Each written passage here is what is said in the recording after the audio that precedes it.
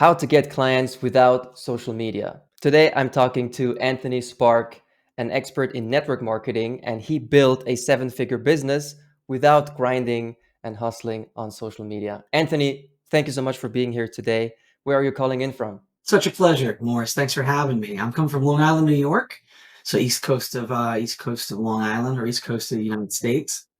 So yeah, man. Most people who try social media, they fail. I think most people who try any kind of business venture, they fail.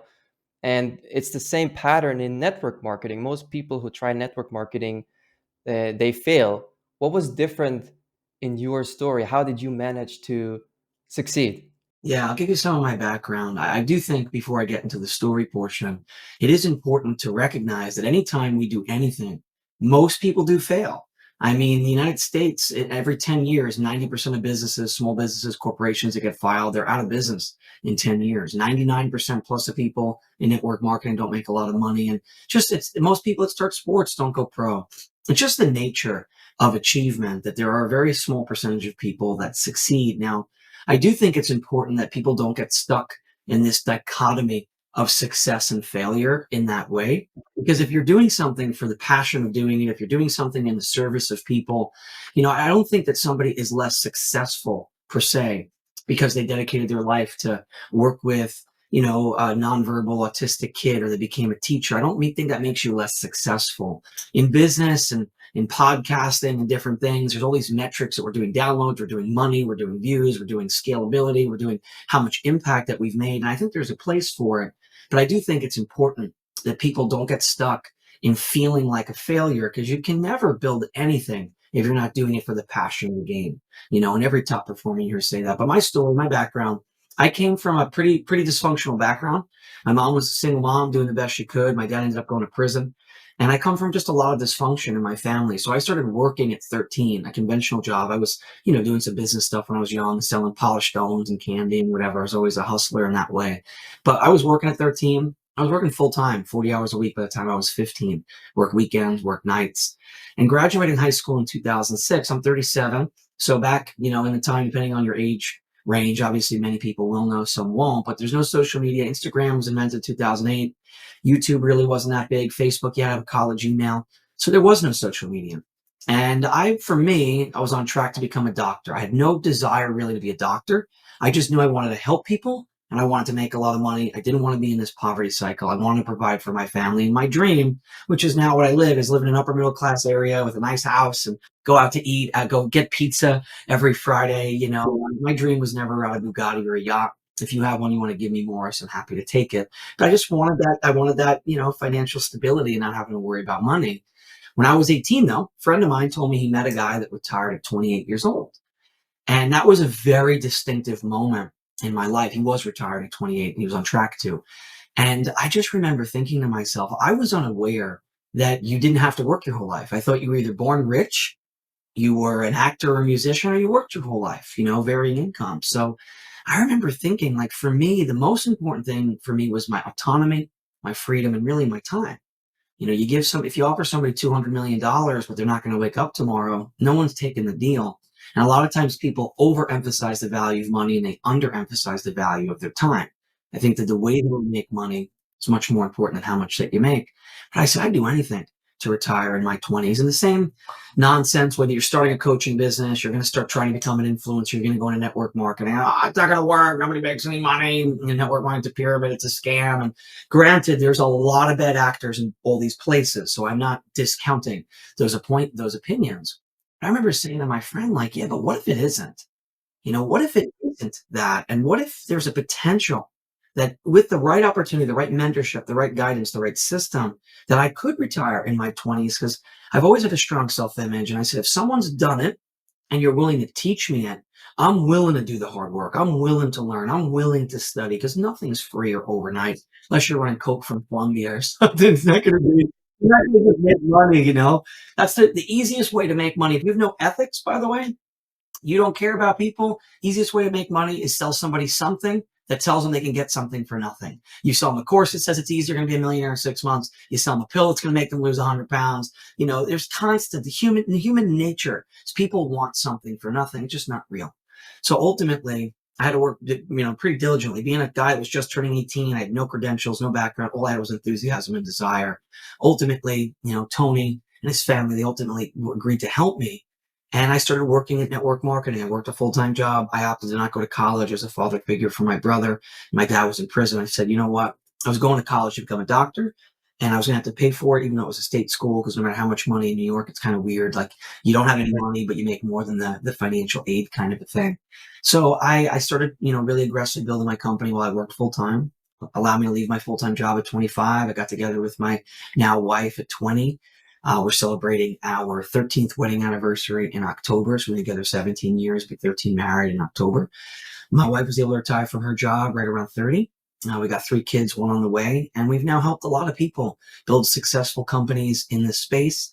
And we're just really passionate about coaching and helping people to be able to develop financial freedom. Now, network marketing isn't for most people, and the way most people do network marketing, I really don't agree with their methodology. Most network marketing companies, they're hype up, sign up, they're recruiting based, which peaked in the late 90s, early 2000s. That's not really a business model that I really believe in personally. Although I think it's very important you never disparage what anyone else does. Different people, anyone can do whatever they want, but what we've really focused on is building a business that puts people ahead of profits, that really is very transparent and clearly explaining what does it really take to build a business. And we don't have an incentive structure. We make money signing people up. I only make money helping people succeed. And in my opinion, when you look at things in life, human nature, when you incentivize bad human behavior, you're going to get bad human behavior. The way that the money is made is also a very, very important element in considering any type of business or any type of engagement. But that's a quick synopsis, quick as I can. You mentioned that you started working with your mentor at 18, and then you were able to quit your job at 25. I mean, those are very young ages, but at the same time, 7 years passed. You didn't give up for 7 years. You were consistent for 7 years. Looking back, aren't you impressed by that? Because very few people stick with something for 7 years. Yeah, I've been doing this almost 20 now, just under 2 decades, real close. And yeah, I'm proud of going through it, but for me it was, you have to really figure out what it is that you want. What is the why of what you're doing, like Simon Sinek talks about. And for me, once I learned what financial freedom was, the ability to have your income be independent of your activity, because active income is wonderful, but it never allows you to really truly live your value system, And I think that ultimately, if you really dig in with people, almost everybody's goal is to have enough money that comes in without them having to work to choose what they do. And very often you will choose to work because you want to be in service of people if you're doing it for something transcendent to the money that you're making. But it's the middle that's the hardest. I mean, you're only getting people cheering you at the beginning and and the starting line, and you get people cheering you at the end. And really where you need to be learning is in that middle. And the middle is tough. There's a lot of hard times. You have to, I really believe that business is really a spiritual game. It's you really being willing and able to emotionally work through the feelings of wanting to quit, the feelings of, going into the unknown, the feelings of continuing to push through, and that real existential question of, can I make it? Is it worth it? And we really have to define what those things are for ourselves, because if it's just about winning, or if it's just about money, I don't think that you ever really win. I don't think that you ever really love the life that you have. If you actually listen to anyone that's either an artist or a top performer, you have to do something for the love of doing it ultimately. You can't ever become a top performer because you just want the reward and you just want the money. That's a wonderful trophy, but I think a lot of people confuse the trophy with the real reward.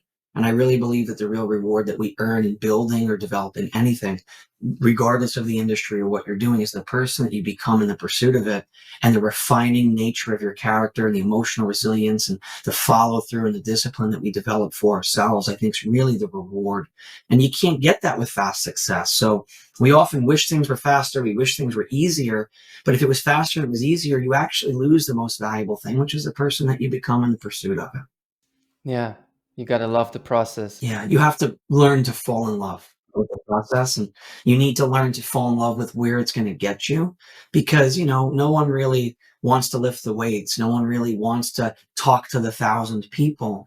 But if you can learn to love where it can go and the impact it can make in someone's life, because the reality is, whether you're networking in person, you're networking online, you're building a system, whatever it is, It's a lot more work than people let on. It's human nature to show people and pretend like things are easier than they are. It's good for PR. It's people don't want to see people struggle. The magic of a magician like Houdini is he made everything he did seem like it was unbelievably natural and simple. And that was from thousands of hours of private work to develop enough mastery to not only do the trick, but to do it looking effortless. And that was the appeal.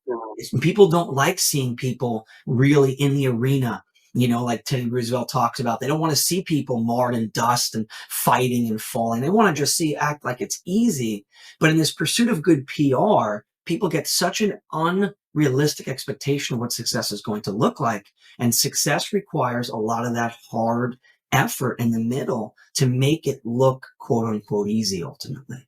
Yeah, yeah, that's a good point. Mastery makes it look easy and effortless. It's a pitfall of social media because watching people do things will never replace you doing it.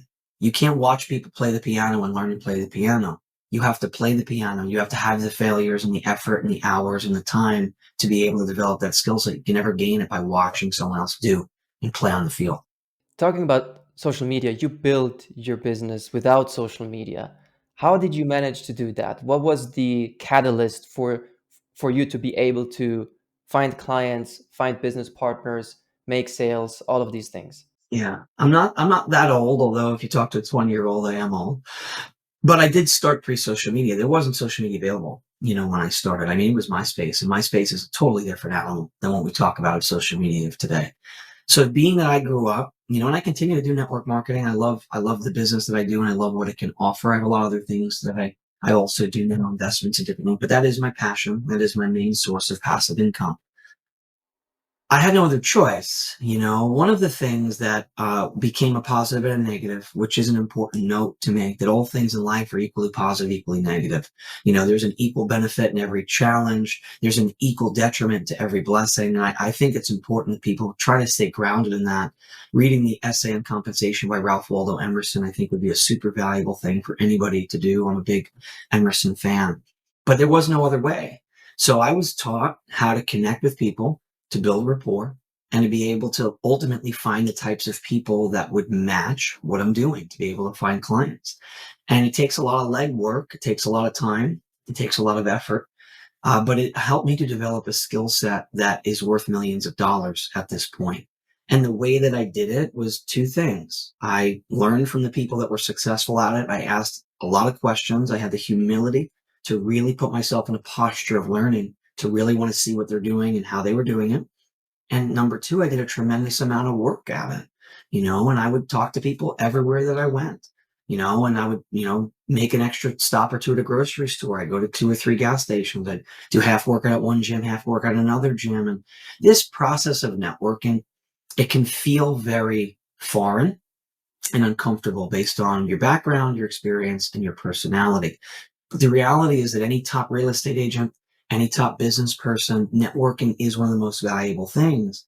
And I have found that if you do it with the proper authenticity, if you are looking to serve rather than get people, you are looking to find someone who has an actual need that you can fill, because sales overall gets such a bad rap because of so many people that are so self-centered in the way they do it.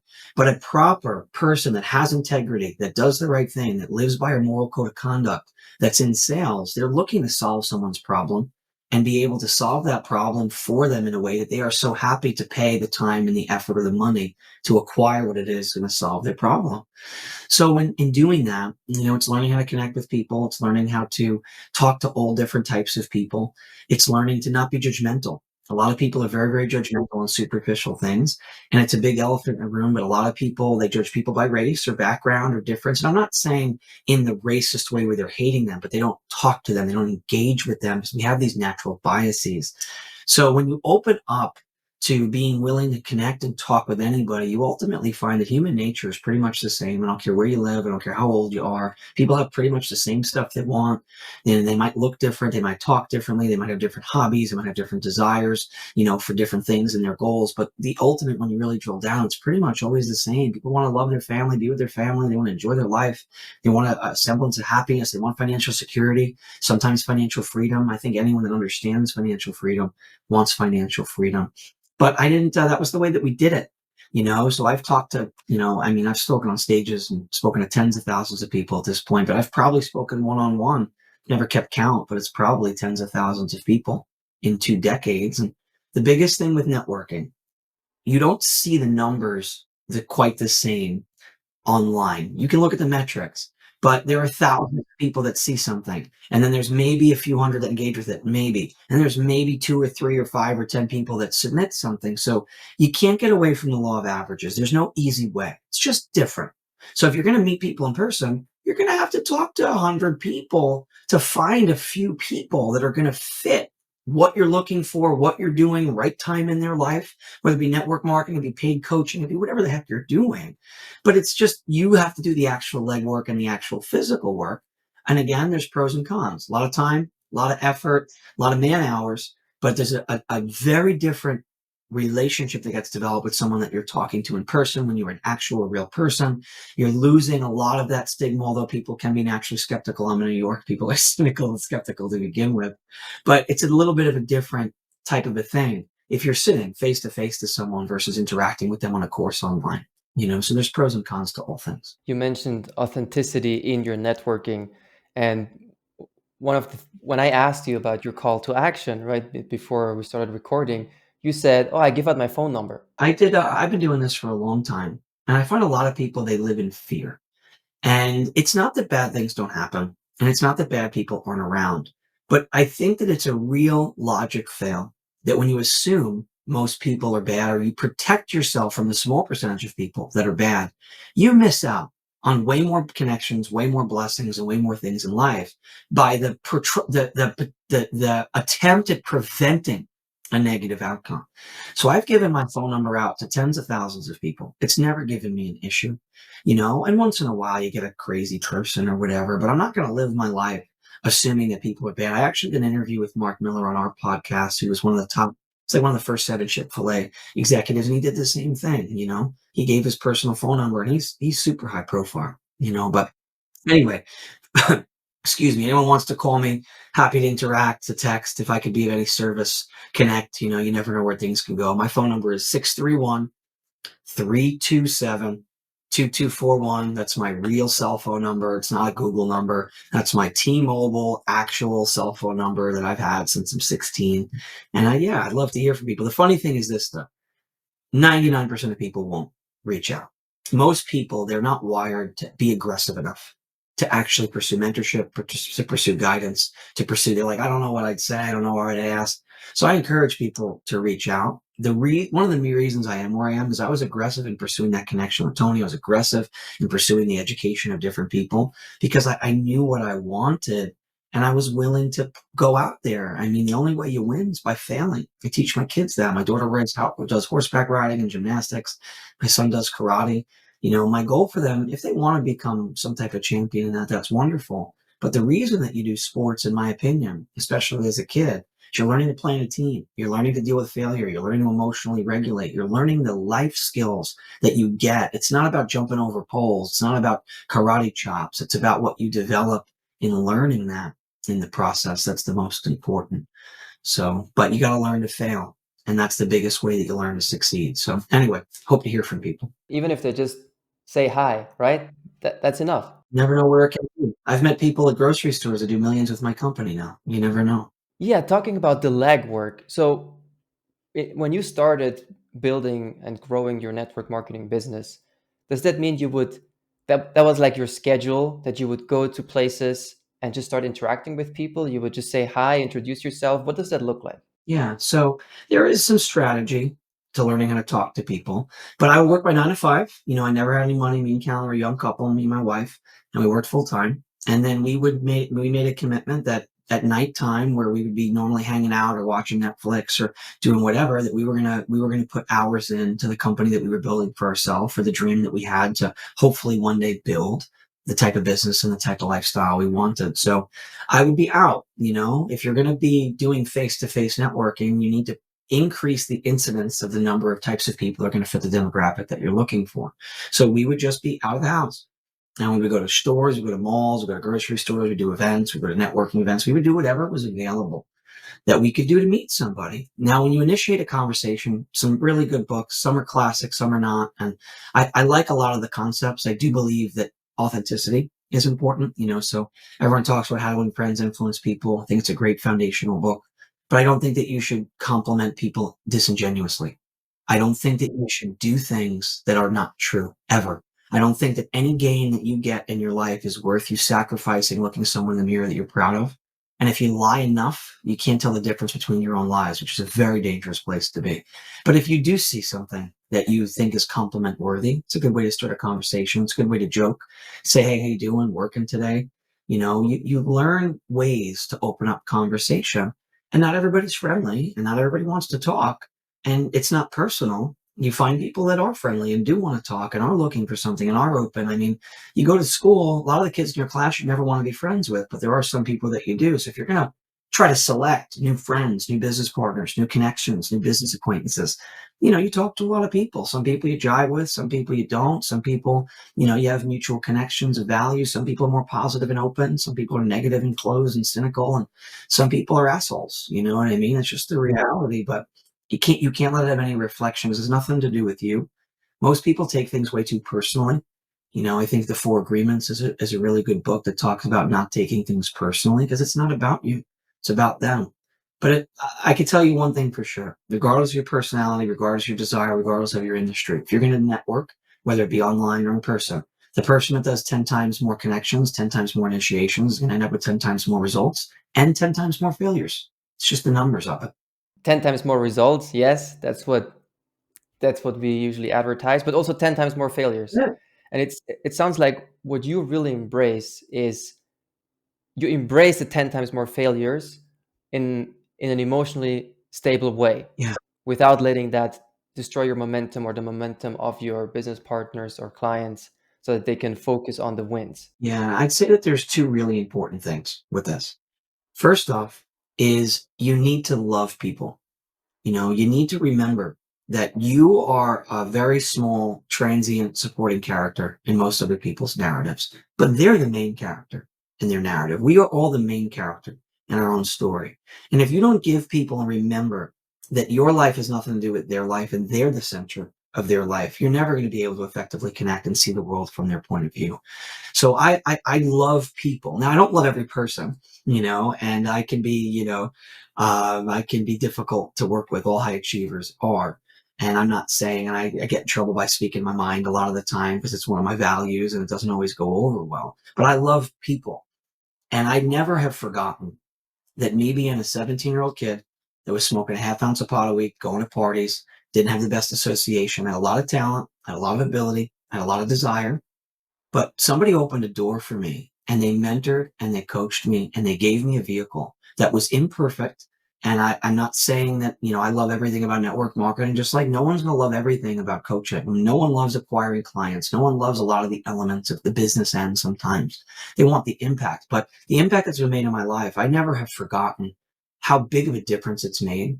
And for me, I'm very passionate about being a small part of someone being able to build the life that they want to build, whether it be in my industry or outside. A lot of people have asked me to do paid coaching. I'll do that time to time. It's not my main thing, but it's important to remember that. I do think that also success requires four things. And I think this is super valuable. I paid $10,000 to go to a conference, and I kind of had this, but they organized it a little bit better. So first off, you need to find somebody who can mentor you.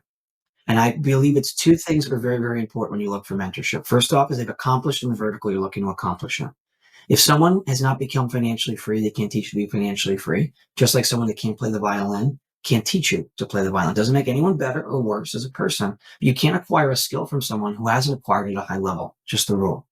But the second thing that a lot of people miss is they must share similar values with you. I hear a lot of people that talk about people like George, what's his name? I forget his name now. Wolf of Wall Street. Belfort. Belfort, Jordan Belfort. I was going to say Jordan Peterson. That's totally different. Jordan Belfort. Yeah, the guy's good at sales. I don't think it's cool to rip off people of hundreds of millions of dollars. And someone that has that big of a character flaw, I don't care how successful they are. It's not somebody I want to model my life off. My marriage, my peace of mind, me being a good dad is way more important than me having my name on the side of a building. I don't need that. That's fine. I'm happy to have it. Those are cool trophies if you gain them, but I've never lost sight that my time with my kids, my marriage, my mental health is much more important than trying to impress people that I don't know with cars and stuff. So now you might not feel that way. I'm giving my opinion, and whatever your opinion is, you have a right to it. But when you choose a mentor, you got to find someone who shares similar values that you share. Yeah. Secondly, you need to have resources. You need to have something that you're studying. I've read about a book a week, over 10, 20 years of my life, give or take, and it's probably slowed down the back 10. So I'd say about a half a book over the last, 19, 20 years.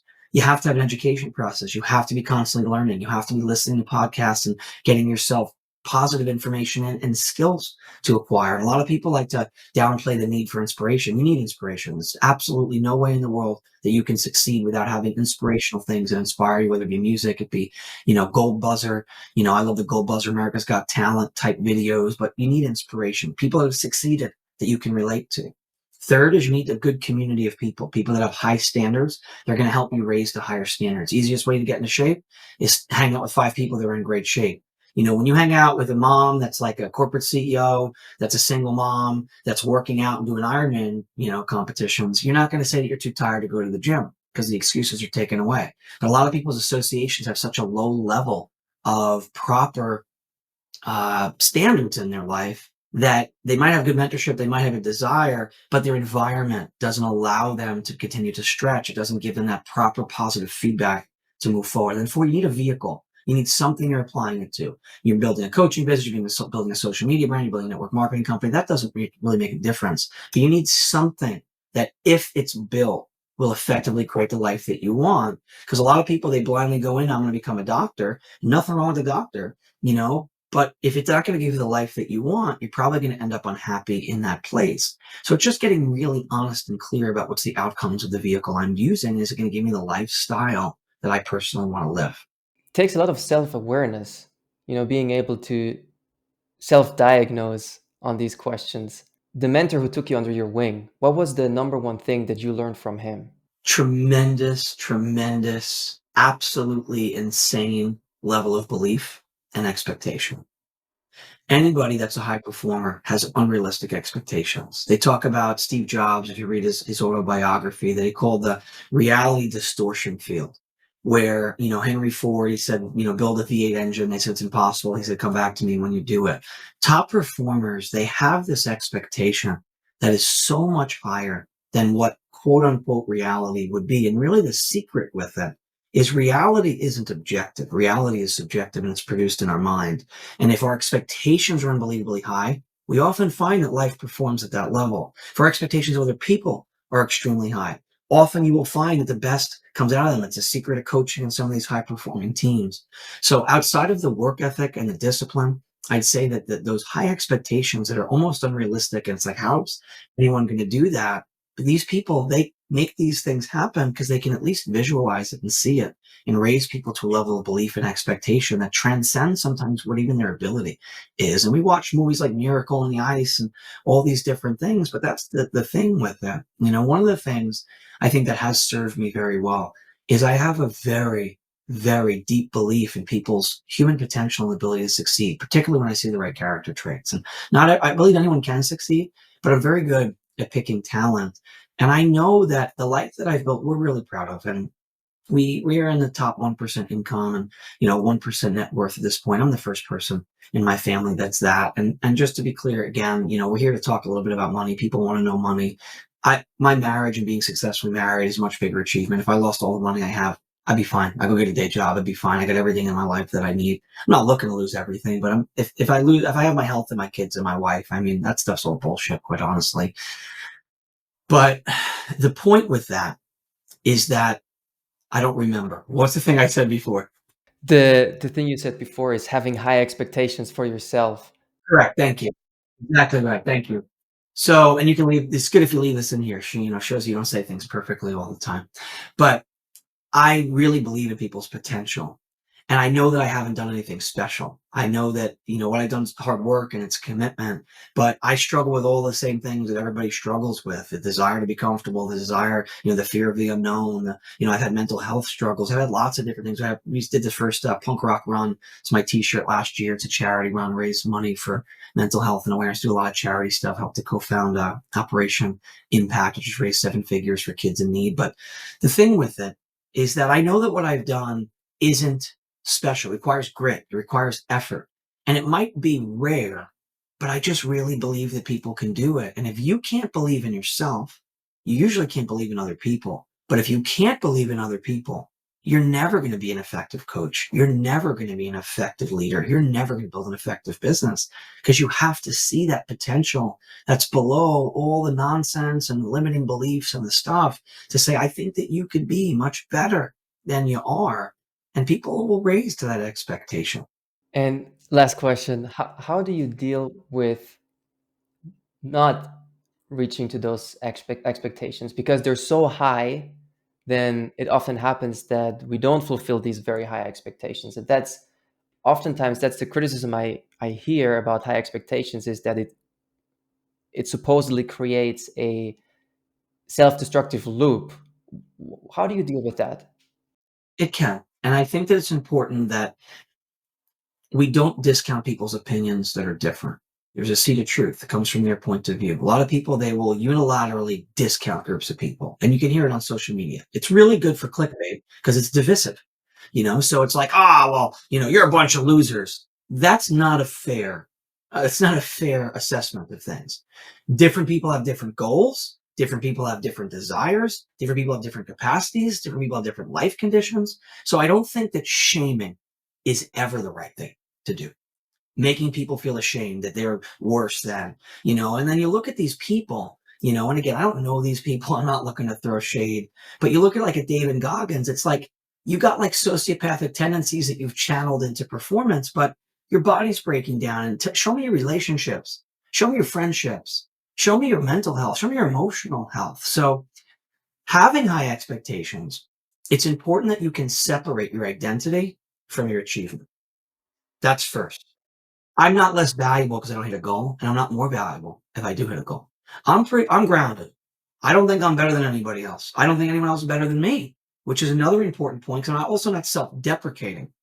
But if you can separate your identity from the outcome, having big goals that inspire you, that are hard to reach.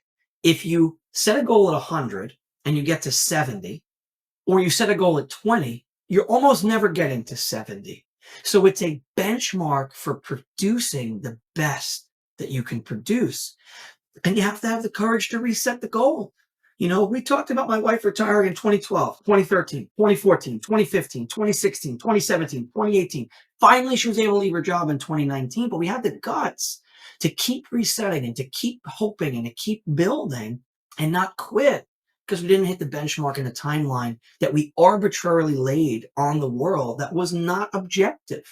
A lot of people are like, well, I should be further along. That doesn't make sense. You are exactly where you are based on the conditions and the circumstances of the actions that we took. And if we have this victim mentality, that we are a victim of our circumstances, no matter how bad they are and how many people have hurt you, you can never change it. I'm not a victim of my circumstances, of my upbringing, of my shortcomings. They've made me into the person that I am, but I can determine what the future is, and I can determine where I go within range to be able to have a higher expectation. The reality in my book, having tremendously high expectations, living vicariously and full of vivacious life on a day-to-day basis, pursuing something, it's about the pursuit. The attainment of any goals is actually much emptier and quite scary when people have their identity wrapped up in their achievement. Because if you think everything's fixed when you're a millionaire, when you got 100 clients, when this time happens, you're going to get there and you're going to find that the emptiness was inside you and that didn't fill it.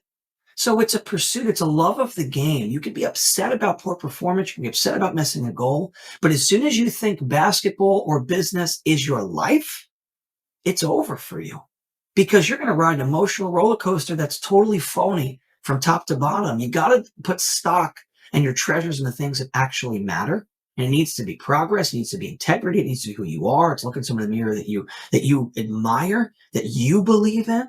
It's your relationships, it's the quality of your life. And most people, they have that. It's like that old parable, like a Mexican fisherman. He's like fishing, catching a few fish, and like the NBA guy comes down, and they've had versions of this story for hundreds of years. I read a book, by Adam Smith, or a book about Adam Smith's book. Adam Smith wrote Wealth of Nations. He also wrote a code of moral, how to live a good life. But, NBA's like, hey, you can make this a big enterprise. He's like, why? He's like, well, you could scale it. You could do this. Like, you can move to LA. He's like, yeah, okay, then what? And he's like, because right now I fish, and then I play my guitar, and I drink a beer and hang out with my family. He's like, yeah, but then you could scale it, give me millions of dollars. He's like, then what? He's like, you buy bigger fleets. He's like, yeah, then what? Then you could retire. And he's like, well, what do I do when I retire? You could play guitar and drink some wine, hang out with your family. So where are we going? What are you striving to?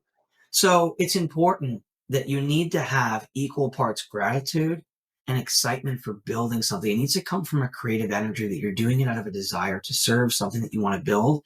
And if you're doing it and you're only happy if it quote unquote succeeds, you shouldn't do it. You should do things for the thing you're doing, and the results, or the accolades, or the money should be a secondary condition that doesn't matter.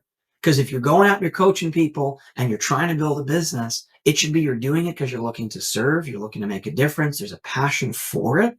And if it makes a lot of money, wonderful. And if it doesn't, are you happy that you did it anyway? Mm. Because that's going to be the goal. You mentioned earlier the importance of community, and sometimes it's also called proximity, right? Staying close to the people that move you along or build momentum for you. So someone listening to this, being inspired by you, and they just want to get one step closer to you, getting that proximity to you. What's the first step they can take?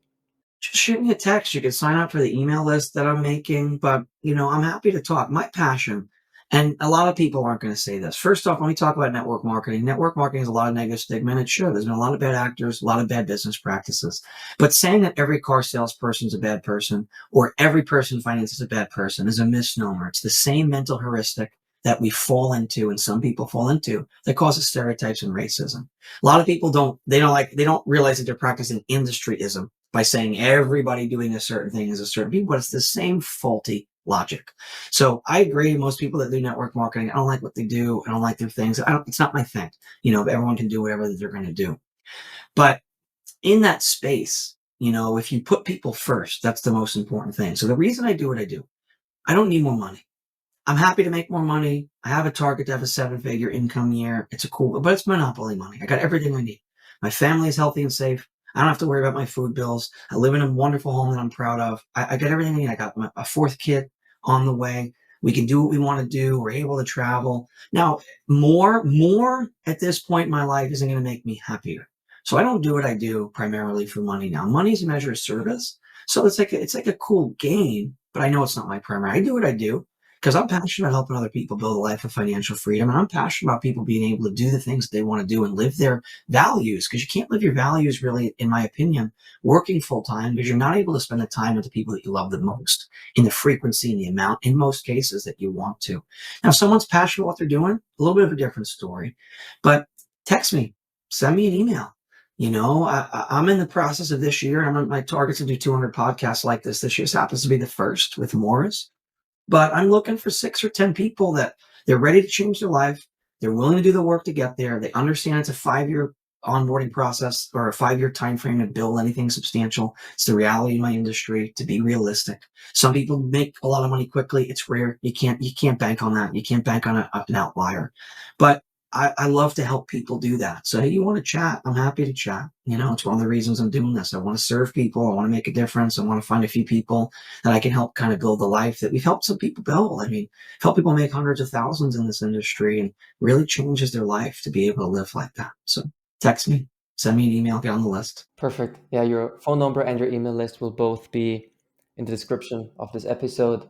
And if you later send me any free resources, I'll add them in hindsight as well. But the most important thing is text Anthony. Just say hi. You heard him on this podcast, and let's have a talk with him.